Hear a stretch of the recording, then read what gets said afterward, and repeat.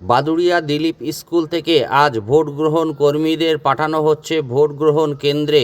আগামীকাল সপ্তম দফায় নির্বাচন, আর এই নির্বাচনের প্রস্তুতি প্রায় শেষ পর্যায়ে। ইভিএম মেশিন ও অন্যান্য সরঞ্জাম সহ মহিলাদেরকেও পাঠানো হচ্ছে বিভিন্ন ভোট গ্রহণ কেন্দ্রে। এমনই ছবি আজ ধরা পড়ল আমাদের ক্যামেরায়। দেখুন সেই ছবি।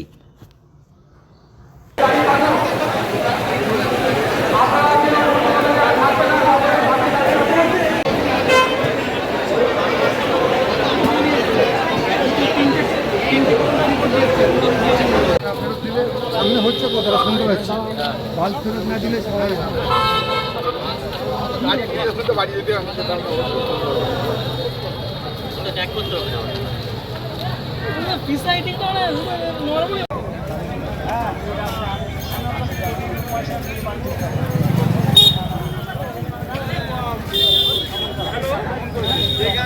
হ্যাঁ বলুন।